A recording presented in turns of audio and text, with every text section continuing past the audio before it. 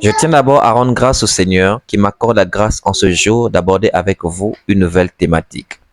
Cette thématique, c'est le tribunal de Dieu. Et je prie en même temps pour vous afin qu'il ouvre votre esprit pour comprendre ce message et que sa parole en vous produise ses fruits au nom puissant de Jésus-Christ. Amen. Mes frères bien-aimés, les choses que nous voyons sur la terre sont un reflet des choses spirituelles. S'il y a un tribunal des hommes, il existe aussi un tribunal divin. C'est pourquoi nous lisons écrit dans le psaume chapitre 9, verset 5, que Dieu siège sur son trône en qualité de juste juge. Et dans Luc chapitre 18, verset 7, il est écrit qu'il ne tardera pas à faire justice à ses élus qui crient à lui jour et nuit. Donc Dieu opère la justice. Dieu est un juste juge. Et comme dans tout tribunal, il y a un accusateur, un plaignant, et il y a un accusé. Et dans notre contexte spirituel ici, l'accusateur, vous le connaissez, c'est le diable.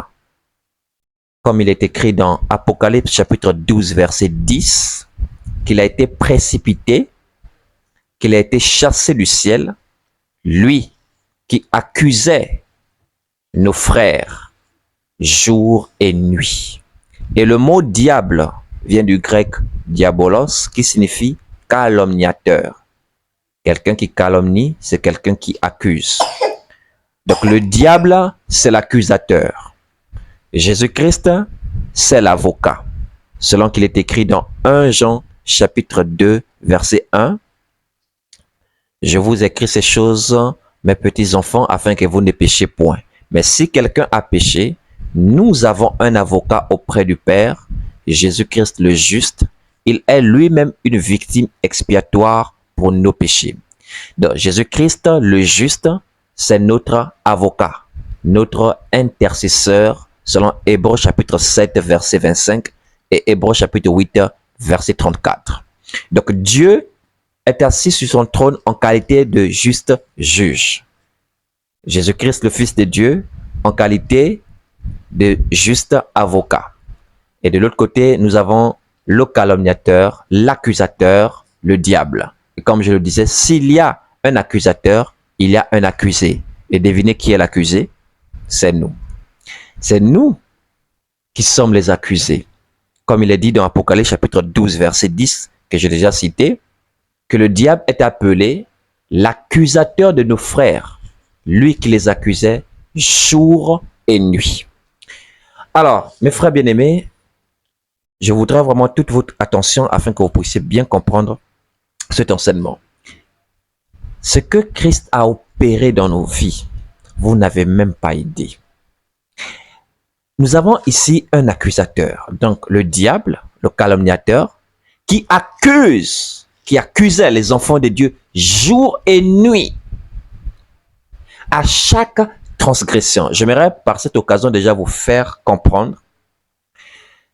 Ce n'est pas en vain que vous constatez que nos ennemis lisent aussi la Bible. Ce n'est pas en vain que vous constatez, pour nous qui sommes ici en Afrique, que même les traditionalistes, dans nos traditions diverses, parce qu'il y a plusieurs traditions, les traditionalistes ont aussi des Bibles. Même les Nganga ont des Bibles. Je parle bien de la même Bible que nous lisons. Hein. Même les francs-maçons ont la Bible. Ne vous êtes-vous jamais posé la question de savoir, mais pourquoi ces hommes-là qui ne craignent pas le Seigneur lisent la Bible? Que font-ils avec les Écritures? Il y a plusieurs raisons, il y a plusieurs explications à cela. L'une des raisons, et celle que j'aimerais vous partager à travers cet enseignement, c'est que la Bible, parce que là nous sommes en train de parler du tribunal de Dieu. Donc Dieu est le juge. Le diable est le plaignant, l'accusateur, et Jésus-Christ est l'avocat. Nous sommes ceux qui ont été accusés. La Bible maintenant représente notre code pénal. La Bible détient les lois spirituelles.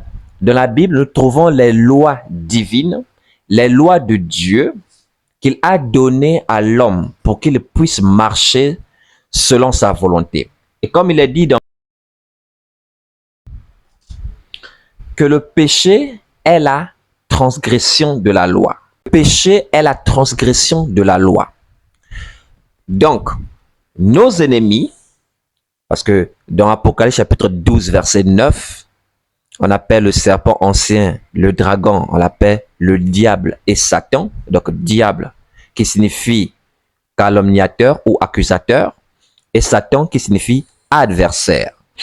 Donc, nos ennemis ont la Bible pour connaître les lois que Dieu a données à son peuple, les lois que Dieu a données aux hommes, afin que lorsque nous les transgressions, ils aient une force pour pouvoir nous atteindre, une force pour pouvoir nous accuser auprès de Dieu. Comprenez cela dès aujourd'hui. Il est dit par exemple, honore ton père et ta mère afin que tes jours se prolongent et que tu vives longtemps et heureux sur la terre. Que tu vives heureux sur la terre.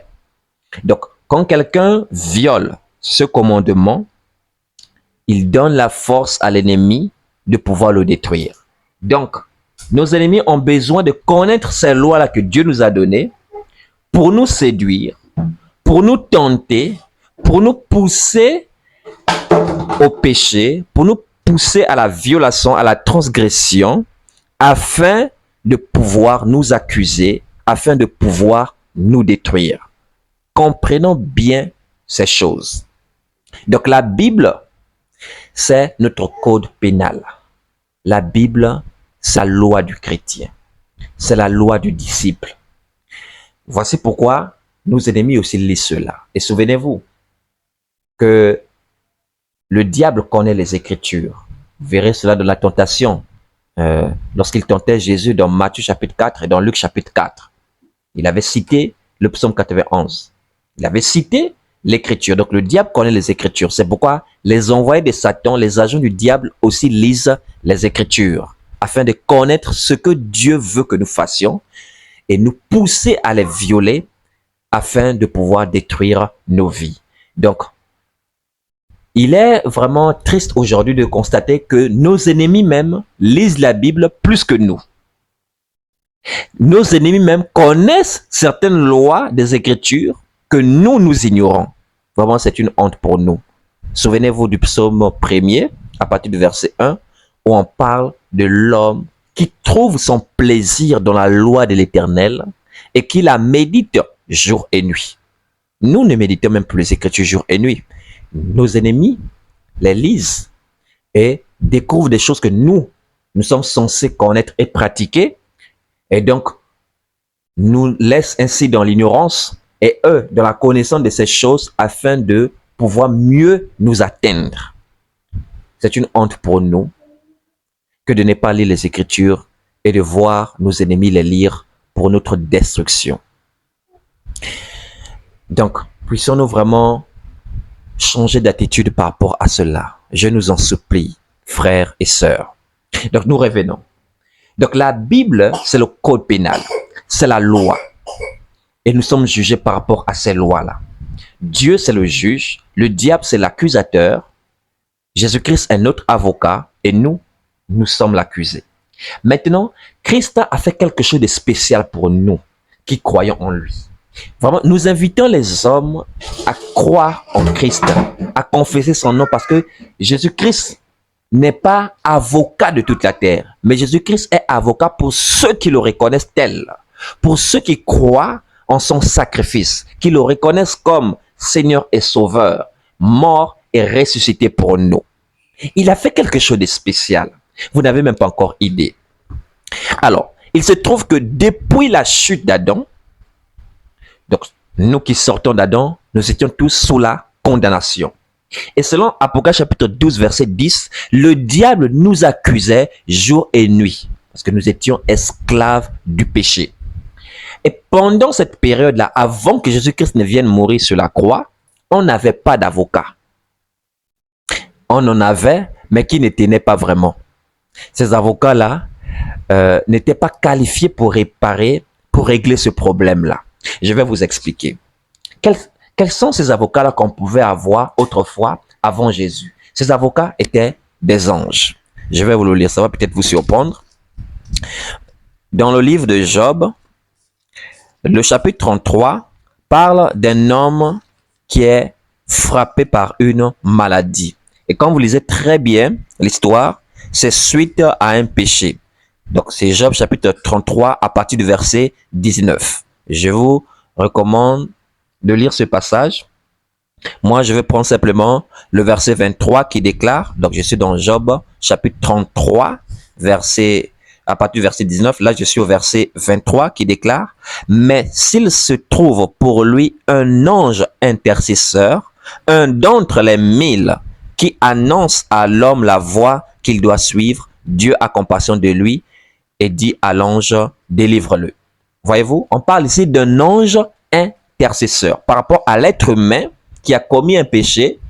Donc le diable, comme il a commis la transgression, lisez très bien, Job 33, pas de verset 19, vous verrez que cet homme-là, une fois qu'il sera guéri, va confesser, va glorifier le Seigneur et va louer le Seigneur, disant qu'il a commis le péché, mais il a trouvé grâce devant le Seigneur. Donc lisez très bien cela. Donc c'est un homme ici qui a violé la loi de Dieu et le diable a pris cela pour pouvoir l'accuser devant le Seigneur afin qu'il soit condamné. Et effectivement, Dieu ne peut pas aller à l'encontre de sa loi. Comprenez bien cela, hein, mes frères et sœurs. Nous ne pouvons pas violer les lois de Dieu et espérer la protection du Seigneur. Au contraire, on sera livré à Satan.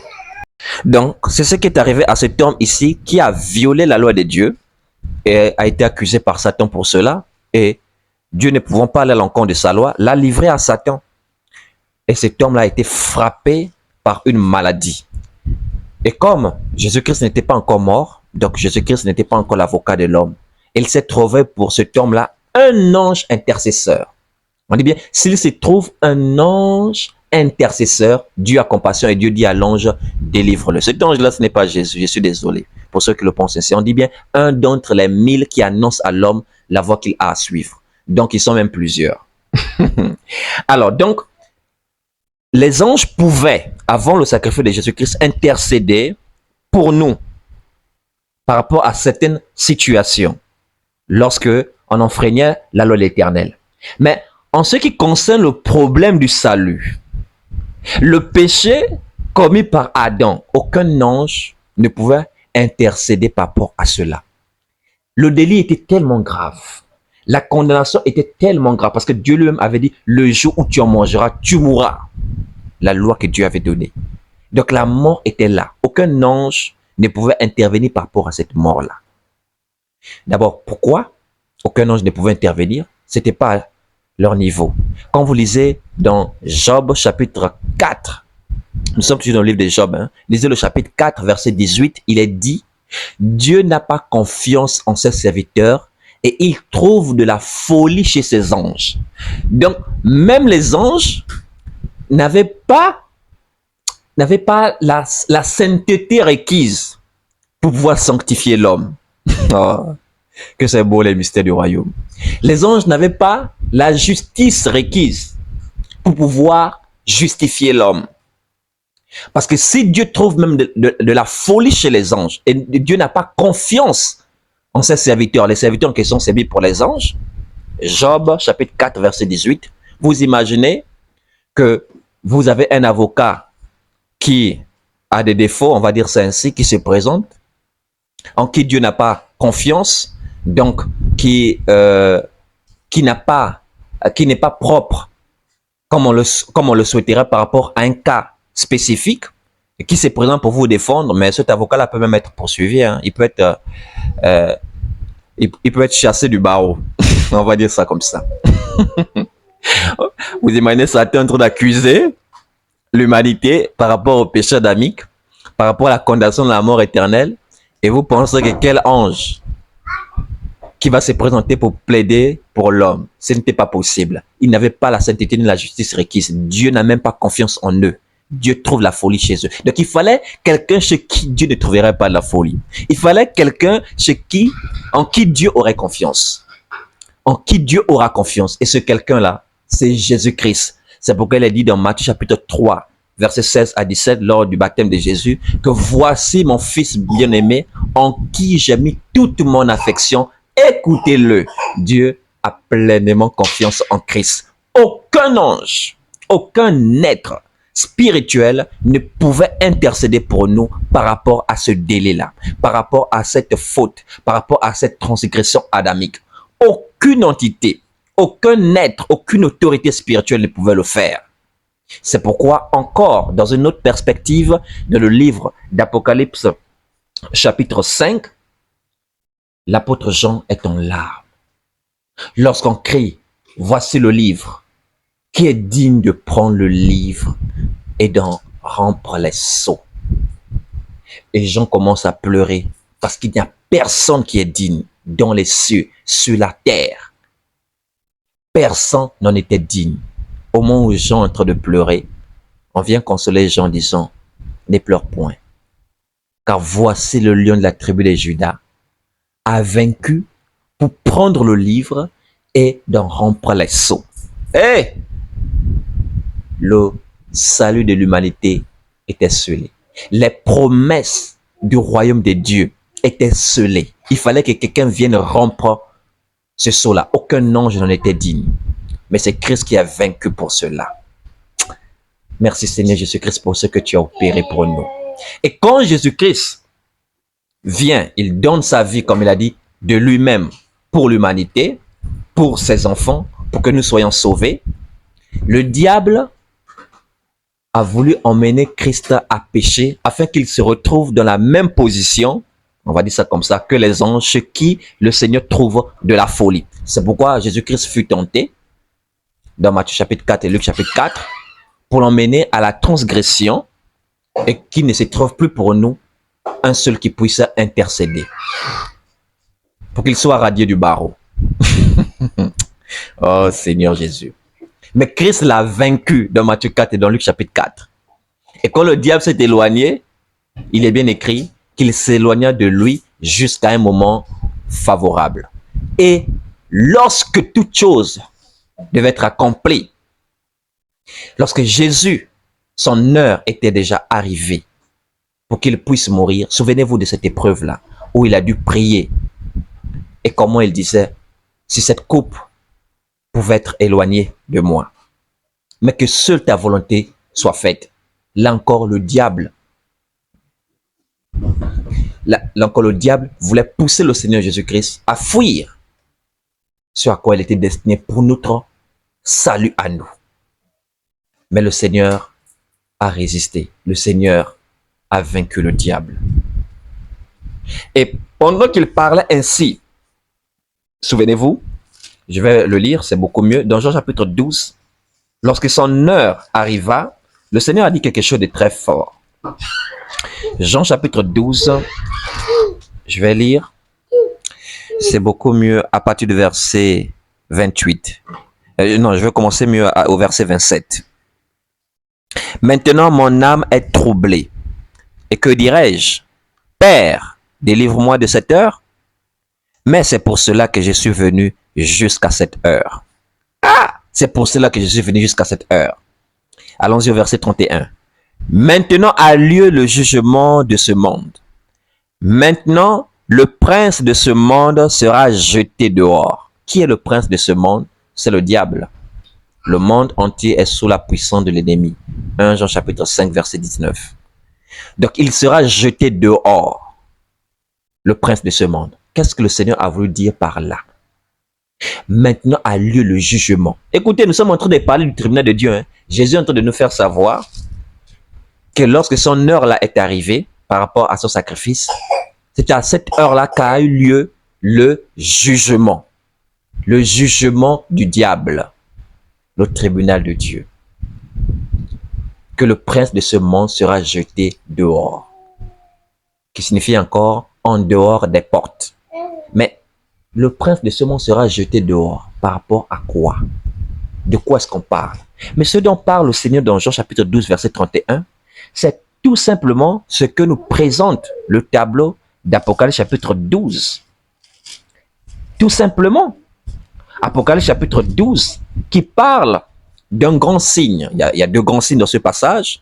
Donc on a une femme qui est enveloppée du soleil, donc qui représente ici Israël. Et on a un autre signe qui parle d'un grand dragon, donc que vous connaissez selon le verset 9, qui parle de Satan, le diable. Et on parle de cette femme qui souffrait des douleurs d'enfantement. Donc Israël ici qui était opprimé, qui était persécuté et qui attendait l'enfant mâle, c'est-à-dire le Messie, selon Ésaïe chapitre 9, verset 5. Et donc, Jésus-Christ naît et le dragon a cherché à dévorer son enfant. Cet enfant, donc c'est ce qui se passe dans Matthieu chapitre 2 avec le roi Hérode qui cherchait à tuer Jésus lorsqu'il était né. Mais on dit dans Apocalypse chapitre 12 que l'enfant fut enlevé. Ça c'est au verset 5. On dit, elle enfanta un fils qui doit paître toutes les nations avec une verge de fer. Et son enfant fut enlevé vers Dieu et vers son trône. Donc on parle ici de l'enlèvement de Jésus-Christ. Ça, c'est dans Actes des Apôtres, chapitre 1, après son sacrifice. Donc, on voit Jésus-Christ qui a été enlevé. Mais il y a quelque chose qui va se passer après. C'est ce que nous présente le verset 7. On dit, « Et il y eut une guerre dans le ciel. Michel et ses anges combattirent contre le dragon, et le dragon et ses anges combattirent. Mais ils ne furent pas les plus forts, et leur place ne fut plus trouvée dans le ciel. Et il fut précipité le grand dragon, le serpent ancien, appelé le diable et Satan, c'est lui qui séduit toute la terre. Il fut précipité sur la terre et ses anges furent précipités avec lui. » Merci Seigneur Jésus-Christ. Beaucoup ne comprennent pas que cette guerre s'est passée après le sacrifice de Jésus, sinon pendant le sacrifice de Jésus. En tout cas, c'est la même période. C'est par le sacrifice de Jésus-Christ que cette guerre est arrivée. Beaucoup continuent encore à lire ce passage et continuent à croire à la fable selon laquelle qu'avant avant la création du monde, Satan avait été rebelle à Dieu et il y a eu une guerre au ciel. Dieu a chassé Satan, il est venu sur la terre et donc ils prennent Apocalypse chapitre 12 pour parler de cela. D'autres encore, Isaïe 14, Ézéchiel chapitre 28. Je tiens à vous le dire aujourd'hui, vous avez cru à une fable. Et déjà, pour interpeller votre intelligence, vous qui avez pour coutume d'appeler le diable par Lucifer, j'aimerais vous poser une question claire. Donnez-moi un seul verset biblique où le Seigneur, ou les apôtres, ou même un prophète a appelé le diable par Lucifer. Vous me parlerez d'Ésaïe chapitre 14. Bon, déjà, si vous lisez en version du second, vous ne verrez pas le terme Lucifer. Lucifer, c'est un mot latin qui signifie porteur de lumière, ce qui a été traduit par les versions telles que le second par astre brillant. Ce n'est pas le nom de quelqu'un, ce n'est pas un nom propre. Lucifer est devenu un nom propre à partir de la mauvaise traduction qui s'est passée avec la version King James et beaucoup d'autres qui ont repris cela comme étant un nom propre et ont commencé à appeler le diable par Lucifer. Avez-vous déjà lu le Seigneur appeler le diable par Lucifer? Donnez-moi un seul verset où Jésus, parlant de cet esprit mal-là, le désigne comme étant Lucifer. Ou un apôtre le désigne comme étant Lucifer. Ils ont toujours dit Satan, le diable. Et dans Apocalypse chapitre 12 ici, il est bien dit au verset 9, « Et il fut précipité le grand dragon, le serpent ancien, appelé le diable et Satan. » On n'a jamais dit appeler Lucifer. Quand vous l'appelez Lucifer, vous lui donnez une gloire. Parce que Lucifer signifie astre, porteur de lumière. Or, le diable n'est pas un porteur de lumière. Le diable se déguise en ange de lumière. 2 Corinthiens chapitre 11, versets 13 à 15. Il se déguise en ange de lumière. On ne se déguise pas en ce qu'on est. Voyez-vous? Laissez les francs-maçons l'appeler Lucifer parce que pour les francs-maçons, c'est un porteur de lumière. Pour nous, ce n'est pas un porteur de lumière. Pour nous, c'est un adversaire. C'est pourquoi on l'appelle Satan. Pour nous, c'est un calomniateur. C'est pourquoi on l'appelle le diable. J'espère que vous comprenez cela. Et si Dieu nous en accorde la grâce, on reviendra sur une autre thématique par rapport à cela en détail. Parce que le monde est vraiment dans le mélange et la confusion aujourd'hui. Alors donc, nous voyons ici qu'il y a eu une guerre et le diable et Satan et ses anges ont été précipités. Ils ont été bannis du ciel. Or, comme je le disais, beaucoup continuent à croire que cette chute-là a eu lieu avant la fondation du monde. Non! Cette chute est venue par le sacrifice de Jésus-Christ. C'est ce qu'il a dit dans Jean chapitre 12 que j'ai lu précédemment au verset 31 lorsqu'il a dit maintenant est venu le jugement. Je vais le relire. Jean chapitre 12 verset 31 il dit maintenant a lieu le jugement de ce monde. Maintenant, le prince de ce monde sera jeté dehors. Si vous pensez que dehors, là, c'est en dehors de la terre. Mais où est le diable alors? Il opère toujours sur la terre. Dehors, là, c'est mis par rapport au ciel. C'est-à-dire que par le sacrifice de Christ, le diable a été jugé coupable. Il était jugé coupable. Il était condamné par le tribunal de Dieu. Et c'est ce que nous sommes en train d'aborder. Il a été jeté dehors, en dehors des portes du ciel. Et c'est pourquoi, Apocalypse chapitre 12, avant d'arriver au verset 7, qui parle de cette guerre qui eut lieu dans le ciel, on dit au verset 5 que l'enfant mâle a été enlevé vers Dieu et vers son trône. Ça veut dire ceci. Jésus-Christ a terminé d'accomplir son sacrifice sur la terre. Il est monté au ciel en tant qu'avocat, en tant que souverain sacrificateur, en tant qu'intercesseur en chef, pour présenter le sang pur, le sang que les anges ne pouvaient pas présenter, le sang sans tache, le sang, je ne sais pas comment il faut dire ça, le sang saint, le sang authentique. Il a présenté cela au Seigneur pour ses enfants. Et donc, toutes les calomnies, disons, tous les reproches, disons, toutes les accusations que le diable avait contre nous ont été annulées par le sang précieux de Jésus-Christ. Jésus-Christ a annulé cela. C'est pourquoi il est dit dans Éphésiens chapitre 5, verset 14, je pense que, non, Colossiens chapitre 2, pardon, le verset 14, je pense que je ferai mieux de le lire. Il a effacé l'acte dont les ordonnances nous condamnaient. Colossiens chapitre 2, verset 14, on dit, il a effacé l'acte dont les ordonnances nous condamnaient et qui subsistait contre nous. Et il a détruit en le clouant à la croix. Donc, il y a un acte, un document qui contenait nos transgressions. On dit bien, il a effacé l'acte dont les ordonnances nous condamnaient. Ça veut dire que les ordonnances de Dieu condamnaient les actions qu'on posait autrefois. Et donc, cet acte-là, donc le diable s'est présenté devant le tribunal de Dieu avec un document, avec des livres qui portaient toutes nos transgressions, nos condamnations. Donc, à chaque fois qu'on volait, à chaque fois qu'on montait, tout ce qu'on faisait, le diable avait les preuves de cela. Vous savez, comme dans un tribunal, celui qui se plaint ou son avocat qui le défend présente des preuves, des justifications pour soutenir, voilà, sa plainte. Donc, ce document-là que le diable détenait, qui renfermait nos transgressions, nos accusations, et c'était prouvé, et c'est vrai que nous avons commis ces choses. Christ a annulé cela. Il a effacé l'acte dont les ordonnances nous condamnaient. Et donc, le diable s'est trouvé dans la confusion, n'ayant plus quelque chose contre nous. Toute preuve qu'il pouvait avoir en sa possession, Christ a annulé cela passant. Lui, notre avocat, lui, notre intercesseur en chef. Et donc, le diable se trouvant dans la confusion, devient maintenant comme un faux témoin. Et vous savez que celui qui prête faux témoignage est poursuivi aussi par la loi. Et c'est alors que le Seigneur demande aux officiers qui étaient là, notamment Michel et ses anges, de chasser le diable. C'était sa condamnation, son jugement. Parce qu'il s'est trouvé maintenant comme étant un faux témoin.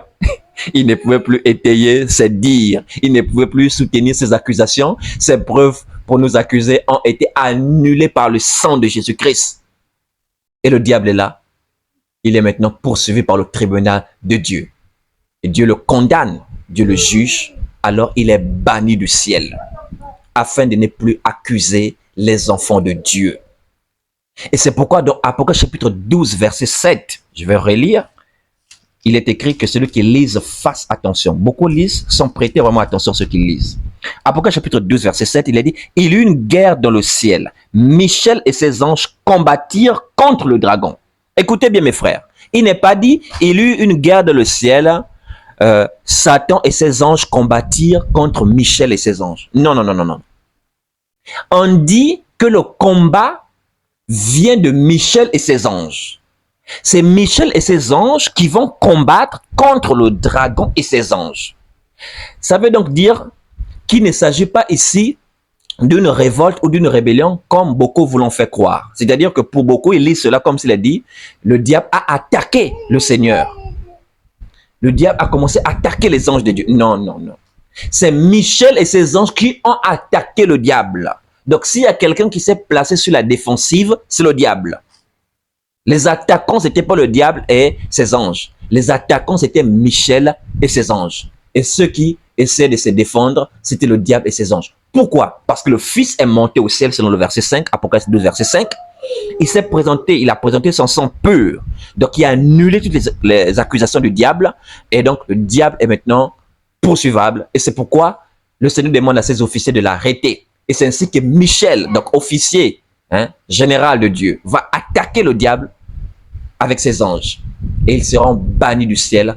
S'accomplit ainsi la parole du Seigneur dans Jean chapitre 12, verset 31, qui déclare: maintenant a lieu le jugement. Maintenant le prince de ce monde sera jeté dehors. Et il a été jeté du ciel afin de ne plus nous accuser. Et c'est pourquoi l'apôtre Paul déclare dans Romains chapitre 8. Oh Seigneur, je vais l'ouvrir. Dans Romains chapitre 8, voici ce que l'apôtre Paul déclare. D'abord au verset 1, il n'y a donc maintenant aucune condamnation pour ceux qui sont en Jésus-Christ. Et quand je poursuis au verset 33, il dit: qui accusera les élus de Dieu? C'est Dieu qui justifie. Qui les condamnera? Christ est mort. Bien plus, il est ressuscité. Il est à la droite de Dieu et il intercède pour nous. Alléluia. Donc, il n'y a plus de condamnation pour ceux qui sont en Jésus-Christ. Qui accusera les élus de Dieu? Pourquoi pose-t-il cette question? C'est une question rhétorique. Plus personne ne peut nous accuser auprès de Dieu. Personne ne peut nous accuser aujourd'hui. Donc, c'est pourquoi nous ne croyons même pas à la paix du salut. Pour ceux qui continuent à y croire, j'espère que le Seigneur vous éclairera un jour là-dessus. Il y a soit les enfants de Dieu, soit les enfants de Satan. Quand Dieu t'a fait don du salut, quand Dieu a mis son esprit en toi, quand Dieu t'a sauvé, il te donnera de marcher selon sa parole, parce que ça ne dépend pas de ta force, ça ne dépend pas de tes œuvres, ça ne dépend ni de celui qui veut, ni de celui qui court, mais de Dieu qui fait miséricorde. Donc comme ça dépend de Dieu, c'est Dieu lui-même qui produit le vouloir et le faire et qui te donnera la force de rester dans sa volonté jusqu'à la fin. Dieu n'est pas quelqu'un qui commence quelque chose et qui ne l'achève pas après. Ce que Dieu a commencé, il l'achève aussi. Mais si c'est toi-même qui as commencé ton salut là, tu auras du mal à l'achever. C'est pourquoi vous croyez peut-être à la paix du salut à cause de cela. Mais nous croyons en la grâce de Dieu, que ce soit par rapport à la foi, que ce soit par rapport aux œuvres que nous produisons. C'est Dieu qui les accomplit à travers nous. Et ce que Dieu opère, personne n'est pas à l'encontre de cela. Alors, donc, mes frères bien-aimés, bon, pour ceux qui n'ont pas encore écouté l'enseignement sur un chrétien peut-il perdre le salut, l'enseignement est disponible sur la chaîne YouTube. Vous pouvez regarder cet enseignement.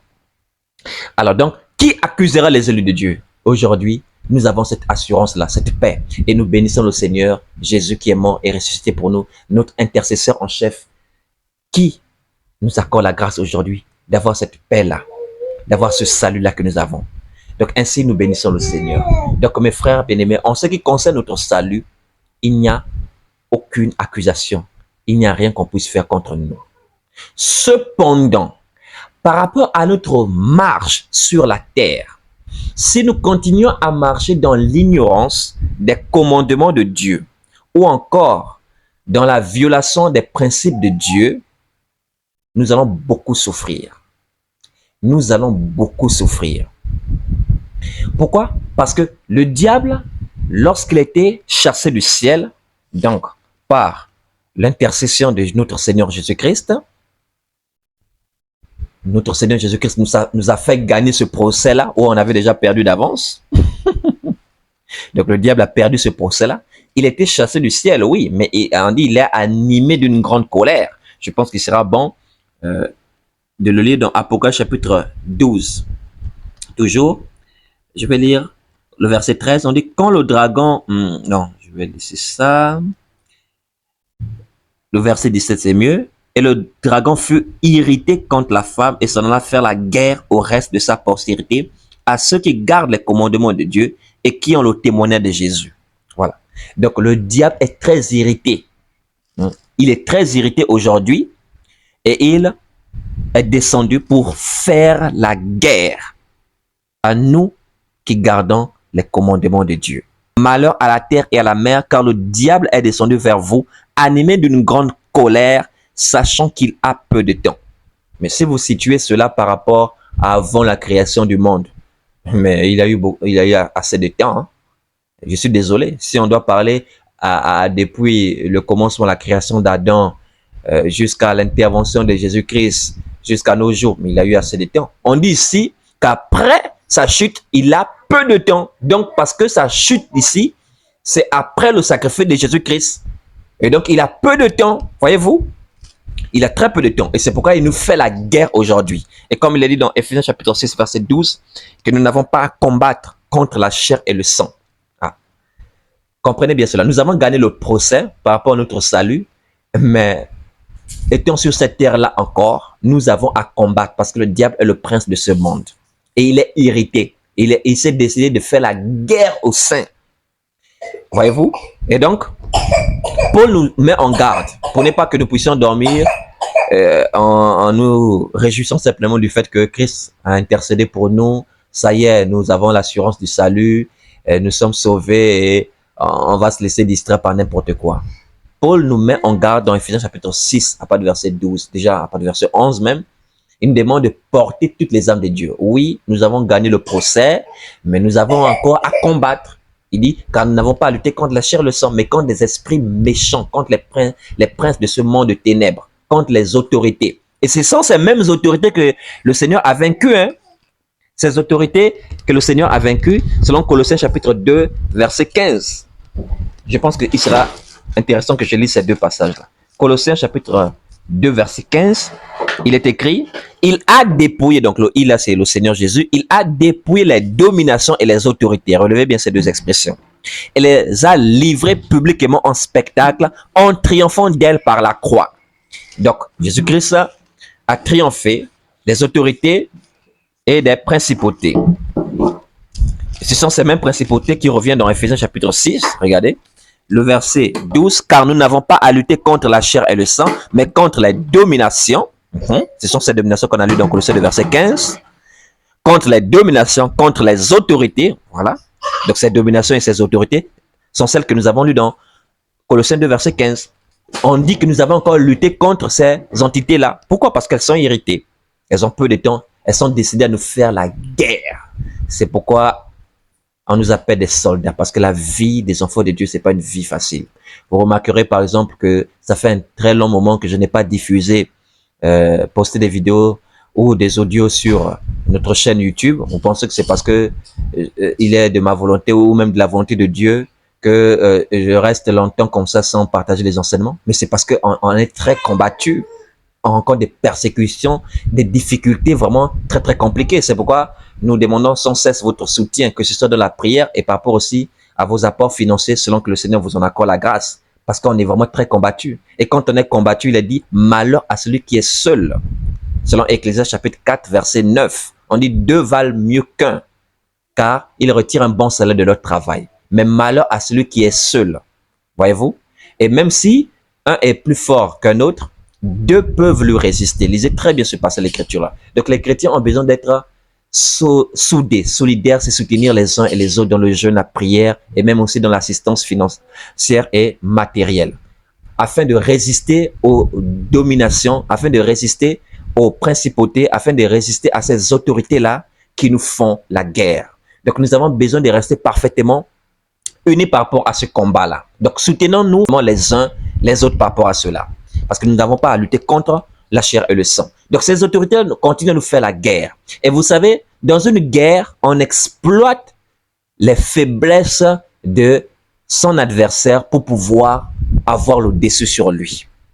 Et vous savez quelles sont nos faiblesses? Le Seigneur nous l'a dit dans Matthieu chapitre 26, verset 41. Veillez et priez. L'esprit est bien disposé, mais la chair est faible. Il dit, veillez et priez afin que vous ne tombiez point de la tentation. L'esprit est bien disposé, mais la chair est faible. Oui, notre chair est faible. Et c'est pourquoi, bien que connaissant la loi de Dieu, bien que connaissant la sainte doctrine, notre chair nous pousse à la transgression, notre chair nous pousse à la tentation. D'ailleurs, Jacques a défini la tentation comme venant, comme fruit de la convoitise de la chair qui nous pousse à la tentation, qui nous pousse au péché. et qui nous pousse à la mort. Est-ce que vous voyez? Et vous pouvez encore écouter l'enseignement sur la tentation. Je vous le recommande d'ailleurs. Donc, le diable sait que notre chair est faible et c'est pourquoi nous passe par là afin de pouvoir avoir accès. Oui, mes frères bien-aimés, nous avons gagné le grand procès, mais le diable peut encore avoir accès à nos vies. C'est pas moi qui le dis. Lisons cela dans Éphésiens chapitre 4. Éphésiens chapitre 4, verset 26, il est écrit: si vous vous mettez en colère, ne péchez point.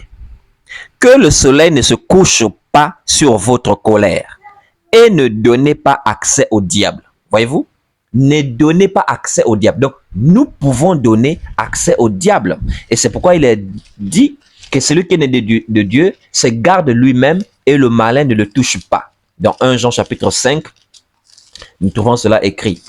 Je vais le lire. Dans 1 Jean chapitre 5, verset 18, il est écrit: nous savons que quiconque est né de Dieu ne pêche point, mais celui qui est né de Dieu se garde lui-même et le malin ne le touche pas.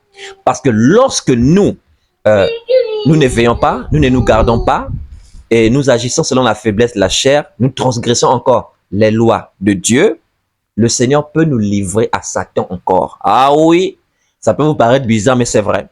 Le diable exploite ses faiblesses. C'est pourquoi je vous disais que nos ennemis lisent les Écritures, c'est pour nous pousser à la tentation, c'est pour avoir quelque chose contre nous, pour pouvoir avoir accès à nos vies, pour nous détruire, que ce soit par rapport à la santé, par rapport au blocage financier, par rapport à beaucoup de choses. Est-ce que vous voyez? Outre les persécutions, il y a aussi la tentation, il y a aussi des tribulations dans ce sens-là.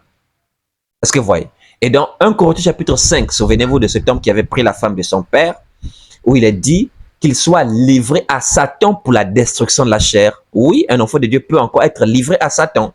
Même l'apôtre lui-même, l'apôtre Paul, dans 2 Corinthiens chapitre 12, le Seigneur l'a livré à un ange de Satan qui le frappait pour ne pas qu'il soit enflé d'orgueil. Mais frère, donc nous n'avons pas à rigoler, nous devons faire attention, nous devons veiller et nous devons sonder, méditer les lois pour ne pas que nous puissions les enfreindre et que nous nous trouvions dans une position où nous sommes livrés à nos ennemis et qui nous frappent. Et comme je vous l'ai dit en amont, Dieu n'ira jamais à l'encontre de sa loi. Et si nos ennemis ont accès à nos vies à cause des transgressions, on ne pourra même pas compter sur la protection de Dieu. D'où l'importance de la confession des péchés et de la repentance. Jean a dit, je vais le lire, dans 1 Jean chapitre 2, il dit ceci, 1 Jean chapitre 2 verset 1, il dit, 1 Jean chapitre 2, un instant, verset 1, « Mes petits enfants, je vous écris ces choses afin que vous ne péchiez point. Et si quelqu'un a péché, pour ceux qui pensent qu'un enfant de Dieu ne peut plus pécher là, détrompez-vous. Il dit, et si quelqu'un a péché, c'est que c'est possible encore de pécher. Et c'est pourquoi Paul a dit dans Éphésiens 4, verset 26, si vous mettez en colère, ne péchez point.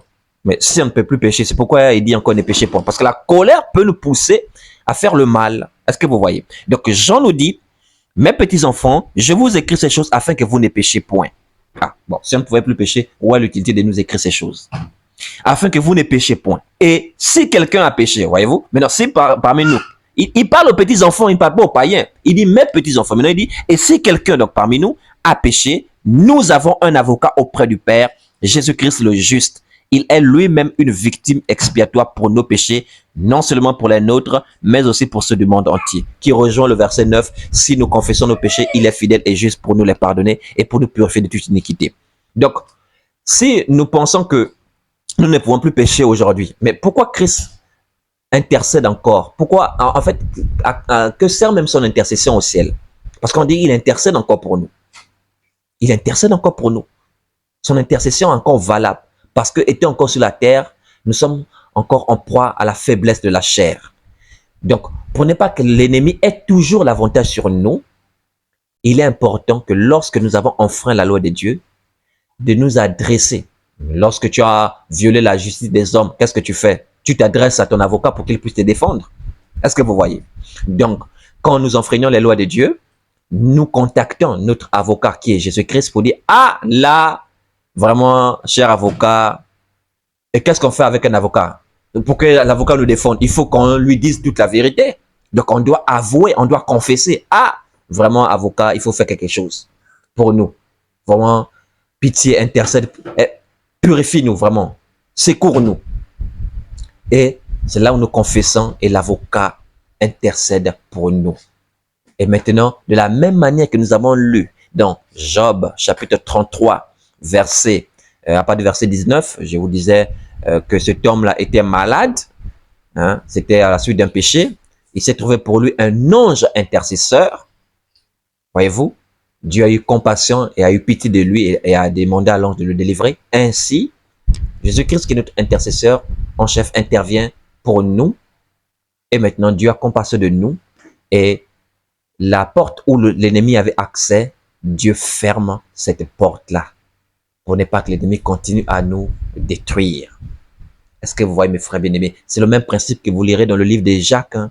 Jacques chapitre 5, à partir du verset 14, il dit « Quelqu'un parmi vous est-il malade qu'il appelle les anciens de l'église et que les anciens prient pour lui en loignant d'huile au nom du Seigneur ?» Il dit « La prière de la foi relèvera le malade et s'il a commis des péchés, il lui sera pardonné. » Mais il dit au verset 16 « Confessez donc ». Faites attention au donc. C'est la conséquence. Confessez donc. Donc c'est relié à ce qu'il dit précédemment. Confessez donc vos péchés les uns aux autres et priez les uns pour les autres afin que vous soyez guéris. Il n'a pas dit priez les uns pour les autres et confessez vos péchés. Il dit confessez donc vos péchés les uns et les autres et priez les uns pour les autres afin que vous soyez guéris. Donc quand tu sais que ta situation que tu traverses et tu reconnais en toi qu'avoir enfreint certaines lois de Dieu et tu sens que c'est le châtiment de Dieu qui est sur toi et ta vie est livrée à Satan, il est important que tu te confesses. Tu confesses ton iniquité. Et on prie, on contacte ensemble l'avocat qui intervient, qui nous secourt, qui intervient pour nous, pour toi. Et tu reçois la miséricorde, le pardon et le Seigneur te relève. Est-ce que vous voyez, mes frères? Donc, c'était pour que vous puissiez comprendre que le diable exploite nos faiblesses, bien que nous avons gagné ce grand procès-là, pour pouvoir nous détruire, pour pouvoir nous ralentir, pour pouvoir nous persécuter aujourd'hui. Je ne dis pas que toute persécution résulte d'un péché, parce que le cas de Job, par exemple, dans la Bible, il n'avait pas été persécuté à cause d'un péché, il avait été persécuté pour une épreuve. Est-ce que vous voyez? Déjà, même si tu ne pêches pas, le diable te fait la guerre. C'est ce qu'on a lu. Nous n'avons pas à lutter contre la chair et le sang. Donc, on est en pleine guerre. En pleine guerre. Et ce qu'on a vu à Apocalypse chapitre 12, qu'il est irrité et il s'est décidé de faire la guerre au sein de Dieu à ceux qui gardent les commandements de Dieu et ceux qui ont le témoignage de Jésus-Christ. Donc nous sommes en pleine guerre. En pleine guerre. Et en pleine guerre, on ne doit pas exposer ses faiblesses. En pleine guerre, on doit travailler nos faiblesses pour ne pas que nos ennemis profitent de nos faiblesses pour continuer, pour avoir l'avantage sur nous. Déjà, ils nous font déjà la guerre. Donc, ne laissons pas nos ennemis avoir l'avantage sur nous par nos faiblesses. Donc, lisons les Écritures, écoutons la parole de Dieu, marchons d'une façon digne du Seigneur, marchons dans la crainte de l'Éternel afin d'avoir le dessus sur nos ennemis. Et j'aimerais vous dire que quand nos ennemis s'appuient sur nos faiblesses, nous n'avons pas à remettre en question ce que Christ a fait pour nous en nous jugeant, en nous condamnant nous-mêmes comme étant des chrétiens médiocres, comme étant... En fait, cette culpabilité qui range définitivement là n'est pas de Dieu. C'est ce que le diable veut de nous. Mon frère, tu te sens peut-être indigne d'accomplir les choses du Seigneur parce qu'il y a certains péchés contre lesquels tu luttes, certaines faiblesses. Ou ma sœur, tu te sens peut-être indigne ou incapable d'accomplir les choses du Seigneur parce qu'il y a certaines choses que tu mets rangées dans ta vie. J'ai comme envie de te décevoir. Il te sera difficile de bien les ranger pour vraiment commencer le service du Seigneur. Le Seigneur t'a appelé avec ces défauts-là. Laisse le Seigneur te transformer progressivement. Comme l'a dit l'apôtre Paul, nous sommes transformés en cette gloire. Nous sommes transformés en cette image de gloire en gloire. 2 Corinthiens chapitre 3, je pense bien le verset 18. Sinon, commençons par le verset 17. Le Seigneur, c'est l'Esprit. Et là où est l'Esprit de Dieu, là est la liberté. Donc, laissons le Seigneur lui-même opérer cela en nous. Et travaillons, servons le Seigneur, chantons, soutenons l'œuvre de Dieu avec nos biens, nos finances, encourageons les serviteurs du Seigneur. Nous, serviteurs de Dieu, annonçons la parole. Lorsqu'on affaiblit, il est dit le juste tombe et se relève. Il ne tombe pas pour rester assis. Donc, ne laissons pas cette culpabilité nous ranger définitivement. Ne restons pas à terre et ne culpabilisons pas à l'infini comme si on était des chrétiens médiocres, comme si on n'y arrivera jamais. Même si on est tombé 7 fois, relevons-nous 8 fois. Continuons parce que c'est ce que le diable veut, qu'on s'apitoie sur notre sort. qu'on se juge, qu'on se condamne comme étant des chrétiens médiocres, ou qu'on pense qu'on doit d'abord tout ranger avant de commencer le service du Seigneur. Non, là le diable est en train de s'appuyer sur notre faiblesse pour continuer à nous détruire et freiner l'œuvre de Dieu. Et au lieu de nous condamner, de nous juger les uns les autres, mais plutôt soutenons-nous les uns les autres. Parce que je porte en moi des faiblesses. Mon frère porte en lui des faiblesses. Au lieu de condamner mon frère, je dois chercher plutôt à l'aider.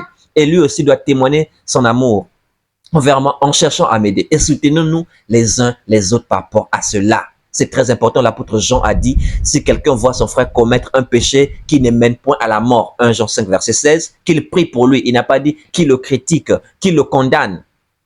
Mais pourquoi est-ce que nous condamnons? Pourquoi est-ce que nous passons le temps à critiquer un frère qui a peut-être menti ou qui a peut-être escroqué? Mais plutôt, nous devons prier.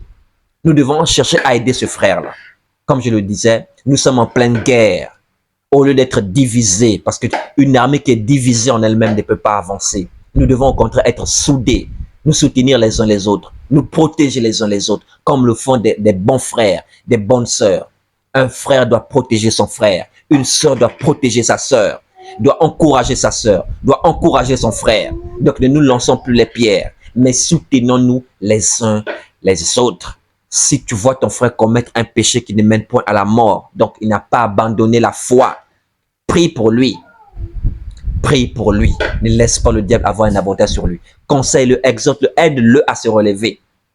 Il vous est jamais arrivé de tomber par terre et quelqu'un vous tend la main pour vous aider à vous relever? Ou ne l'avez-vous jamais fait pour quelqu'un dans la chair ou même pour votre enfant? Donc, aidons nos frères à se relever. C'est très important. Et j'aimerais vous donner une autre clé.